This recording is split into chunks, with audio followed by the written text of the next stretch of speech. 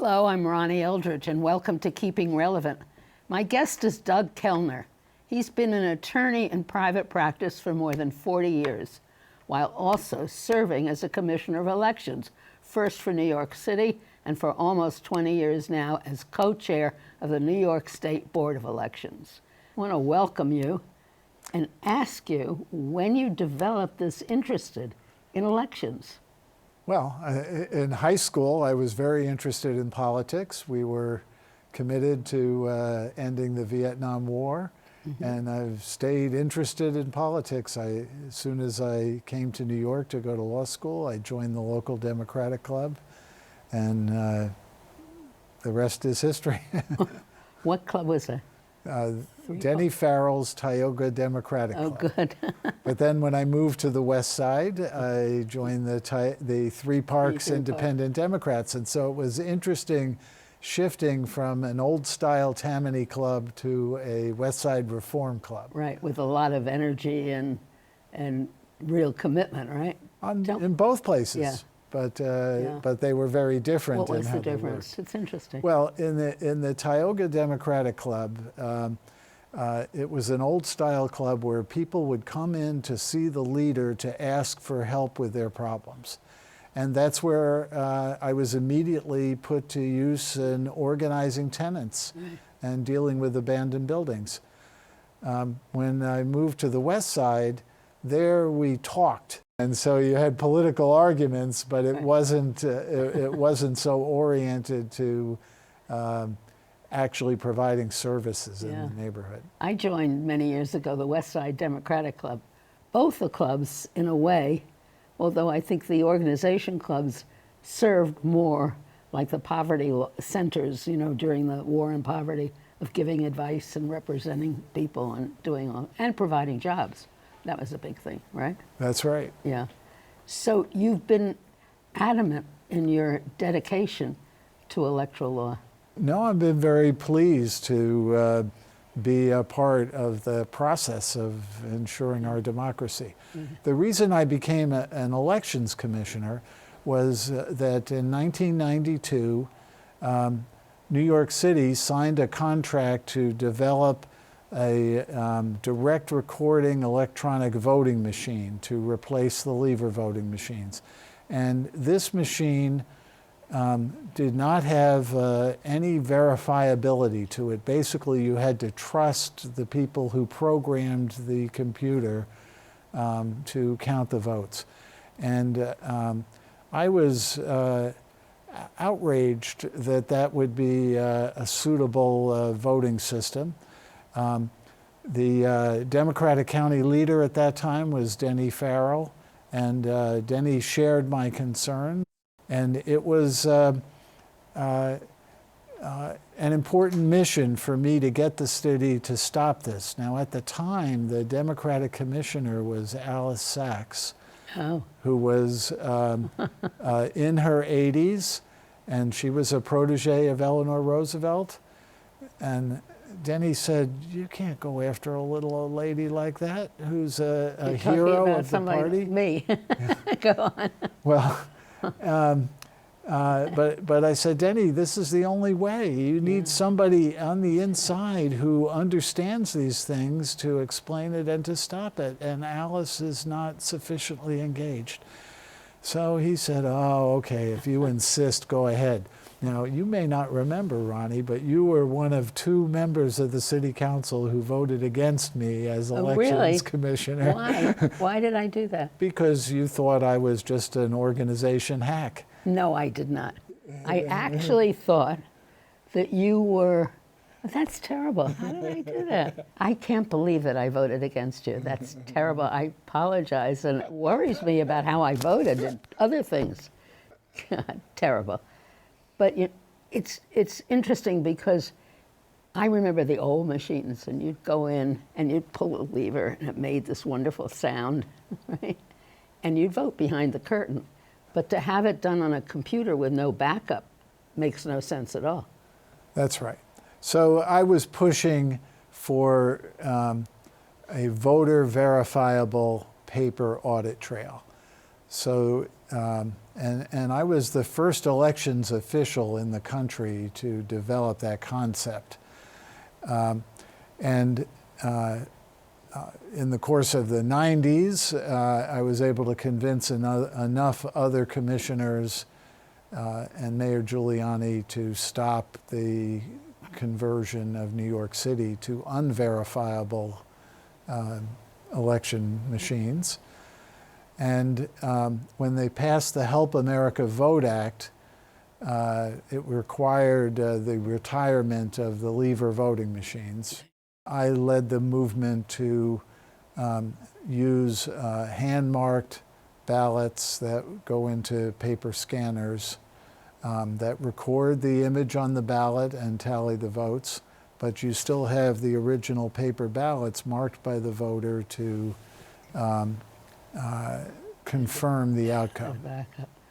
Now, at this time, you had changed from being a city commissioner to the state commissioner? In 2005. So after they passed the Help America Vote Act, the state board was responsible for developing the new voting system that would be used statewide to implement the Help America Vote Act. Because up to that time, the different local election commissions would be able to decide how they wanted to count the vote, right? That's right. What happens is you have a New York State Department of State Board of Elections. Board of Elections, and then in each county we have a county board of elections. That's right. Except in New York City, we have one board of elections for the whole city, for all 5 counties. I see. Even though we have the 5 counties. Yes. So, and then the state is the overriding rulemaking body. That's right. And the local election district election boards, they just see that the election goes on and is carried out the way the rules mandate it. That's right. Now, in each one of those entities, state and local, you have co-chairs because you've got the 2 major parties represented, right? So everything's equal. Yes. New York is relatively separate in that regard of having bipartisan election administration. There are only a couple of other states that mirror that bipartisan requirement. So that means 2 co-chairs, co-executive directors, two. It's interesting, right? Yes. And it means that we have to get along. Right. And do you usually? Almost always. Is it always someone committed to delivering a safe vote to as many people as possible? Yes, I believe that throughout the state, both parties have elections commissioners that are committed to an accurate and secure count. Now, the parties do vary somewhat in terms of how far they will go to accommodate the voters. Right. So the Democrats are, in my view, much more voter-friendly and interested in generating large turnout, while the Republicans are more conservative and more oriented to concerns that people who don't have the right to vote should not have access. And that's mirrored across the country That's right. when we see what's happening in the state legislatures, right? That's right. In really dramatic terms. Because of the Republican-controlled state legislatures, you get cutting down on early voting, and we could go down the whole list, right? That's right. Yeah. And there's nothing we can do about it unless the Democrats organize and take over the states again, win those state That's right. legislatures. And that happened in New York in 2018. And they were able to do what? And An important so feature, wasn't it? Well, we've had many significant election changes since then. So they combined the congressional primary with the primary for other offices.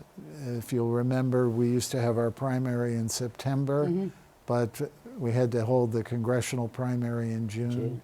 So they combined the primary. They provided for early voting.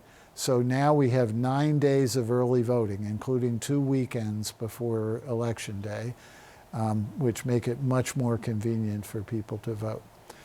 And then when COVID occurred, they implemented no excuse absentee voting. I shouldn't say no excuse. COVID was an excuse that anyone could use to get an absentee ballot. So those were very significant changes and difficult for election administrators on limited budgets to implement. But everybody rose to the challenge, and we now have systems in place where it is much easier for people to vote. It's so interesting. And has the vote increased? The turnout for governor and for president both have gone up somewhat, but not a whole lot. But it's a lot easier and more convenient for people. Do you think that on the national scene, all of the attention and the courts and what the former president has done or tried to do, is that going to increase voter turnout, do you think?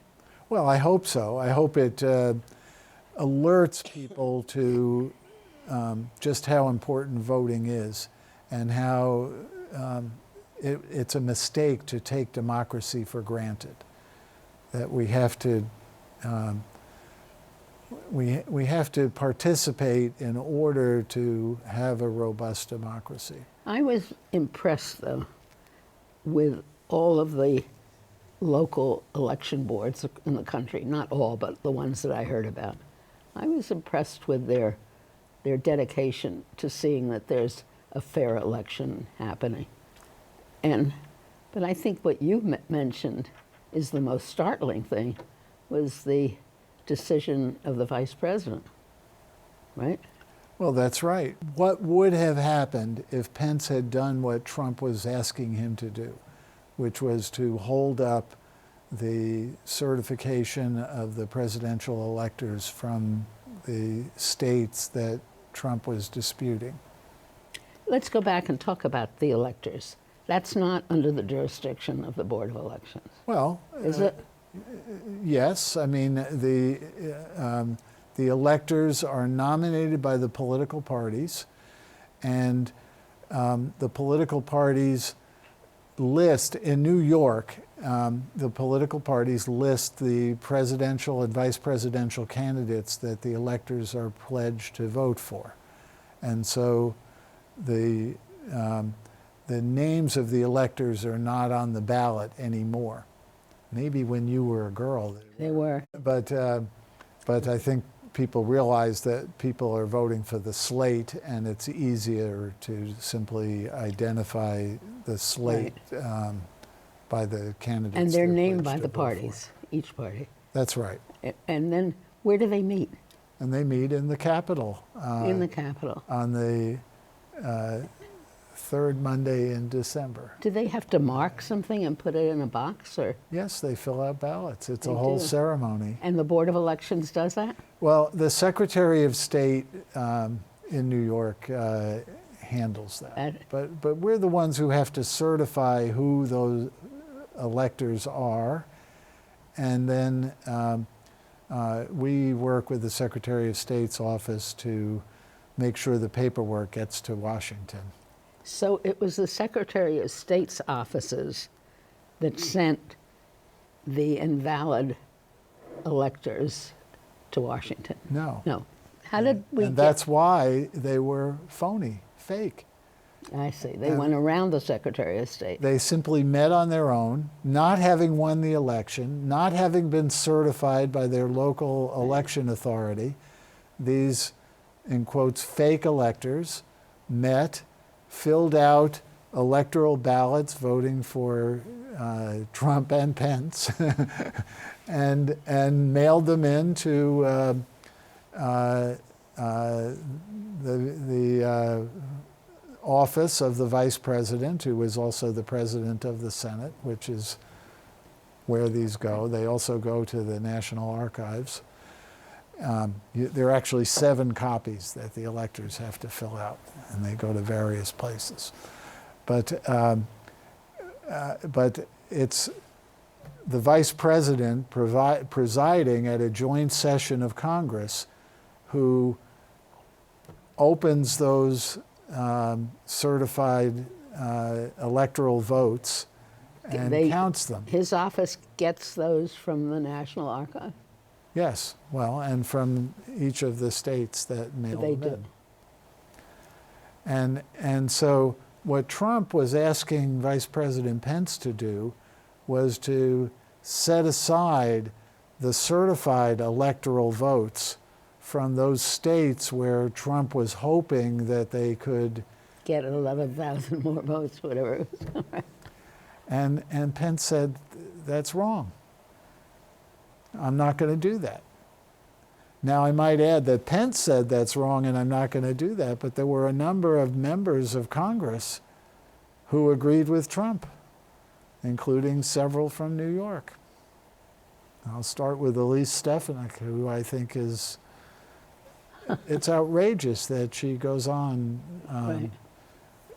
with the denial of the integrity of the 2020 election. When you go to vote, the Board of Elections is responsible for providing the ballot.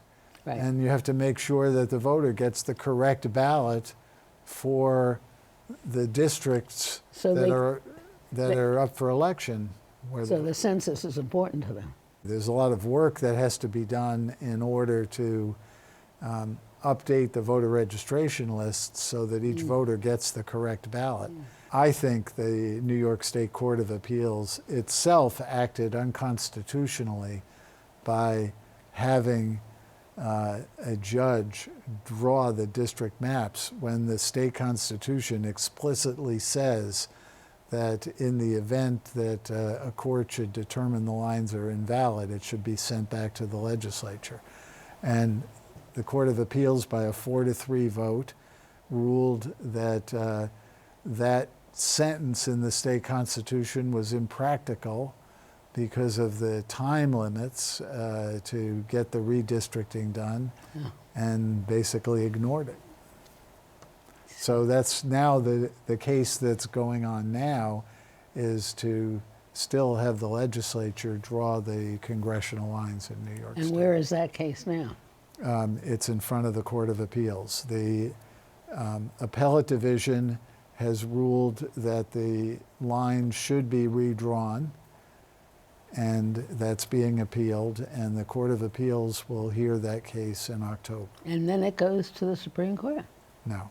'Cause Never. It's a matter of state law. Okay, Well, I- theoretically it could. Yeah. Okay.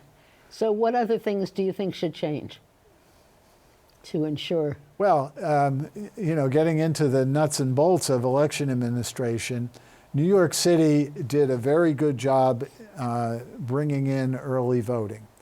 But New York City is the only place in New York State where you have to go to an assigned early voting site.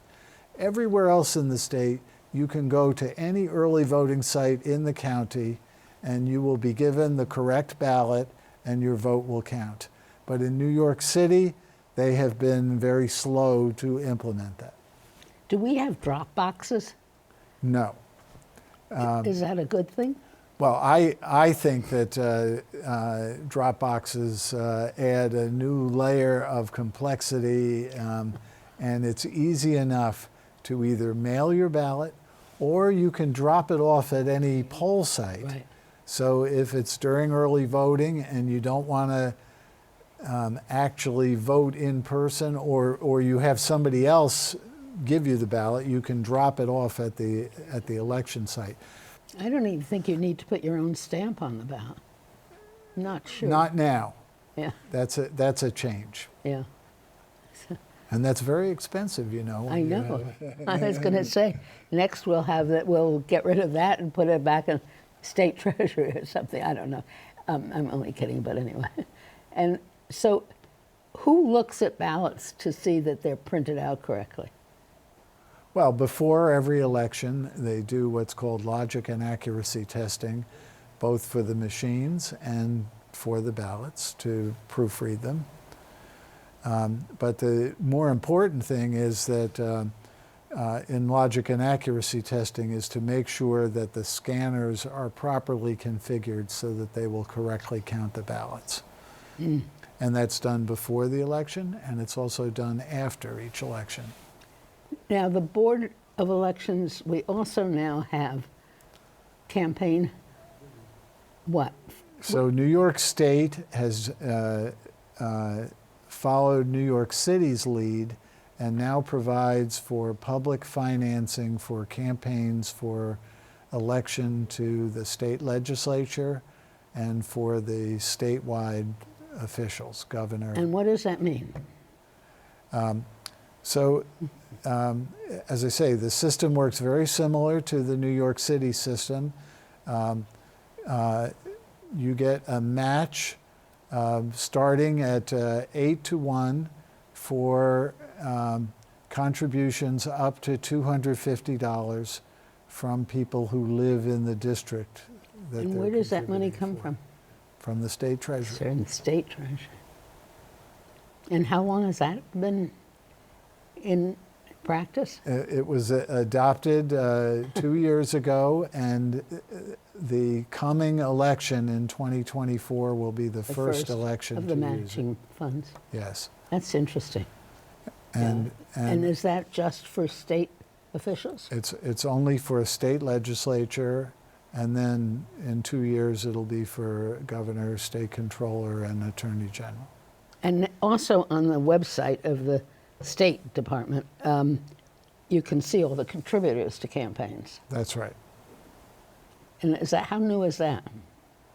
1974. Oh, that goes way back. Yes.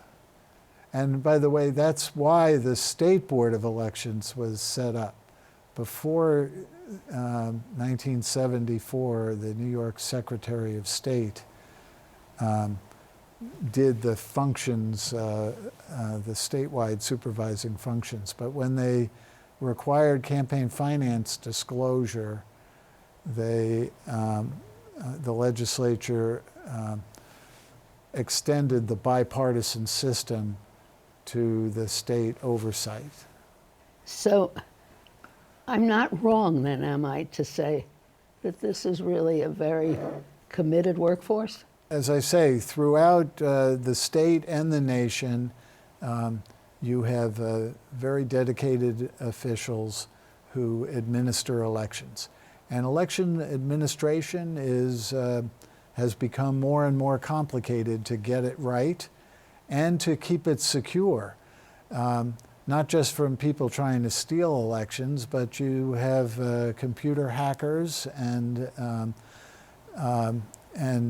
keeping the integrity of the voter registration database is very important, as well as operating the campaign finance disclosure system.